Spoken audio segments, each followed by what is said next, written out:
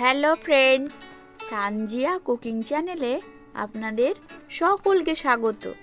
আজকে আমি আপনাদের সঙ্গে শেয়ার করব ভিন্ন স্বাদের ঘুগনির রেসিপি।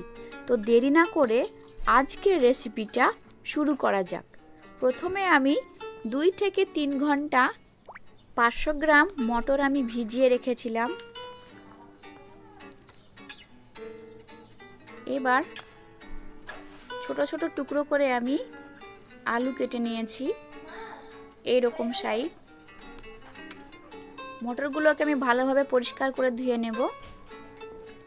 এবার একটা প্রেসার কুকার নিয়ে এর মধ্যে আমি ভেজানো মটর দিয়ে দেব। আমার দেওয়া হয়ে গেলে কেটে রাখা আলু কুচি দিয়ে দেব, আর 2টো টমেটো কুচি, পেঁয়াজ কুচি, কাঁচা লঙ্কা, একটা তেজপাতা,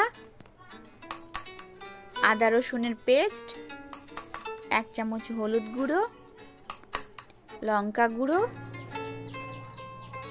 সামান্য তেল। এবার এটাকে ভালোভাবে মিশিয়ে নেব। আমার মেশানো হয়ে গেলে পরিমাণ মতো জল দিয়ে দেব।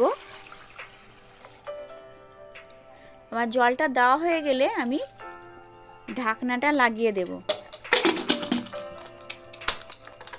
এবার গ্যাসের মধ্যে 2 থেকে 3টে সিটি দিয়ে নেব। আমার মটরটা দেখুন কত সুন্দর সেদ্ধ হয়ে গেছে। এবার একটা বোল নিয়ে 2টো সেদ্ধ করা ডিম আমি ভালোভাবে ম্যাশ করে নেব।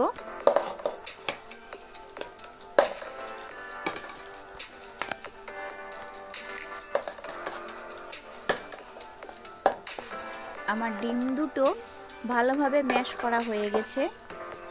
এবার গ্যাসের মধ্যে একটা প্যান বসিয়ে দিয়ে হিট হয়ে আসলে পরিমাণ মতো আমি তেল দিয়ে দেব, আর 2টো পেঁয়াজ কুচি। এবার এটাকে ভালোভাবে নেড়ে নেব। 1 চামচ 5 ফোড়ন এর মধ্যে আমি অ্যাড করে দেব। কালারটা চেঞ্জ হয়ে আসলে ঘুগনিটা আমি এর মধ্যে দিয়ে দেব। আমার দেওয়া হয়ে গেছে।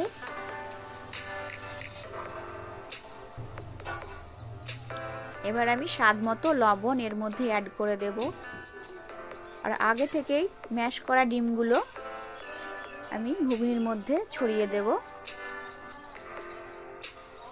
এবার এটাকে ভালোভাবে মিশিয়ে নিতে হবে। আমার মেশানো হয়ে গেলে 1 চামচ জিরে গুঁড়ো এর মধ্যে দিয়ে দেব,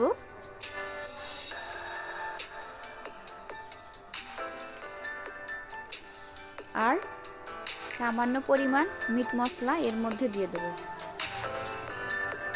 আর কিছুটা ধনেপাতা কুচি, আর 1 চামচ ঘি দিয়ে দেব।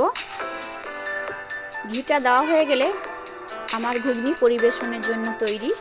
আমার এই ভিডিওটা ভালো লাগলে অবশ্যই বাড়িতে ট্রাই করবেন, এবং কেমন হলো আমাকে কমেন্টে জানাতে ভুলবেন না। দেখা হচ্ছে নতুন কোনো রেসিপি নিয়ে।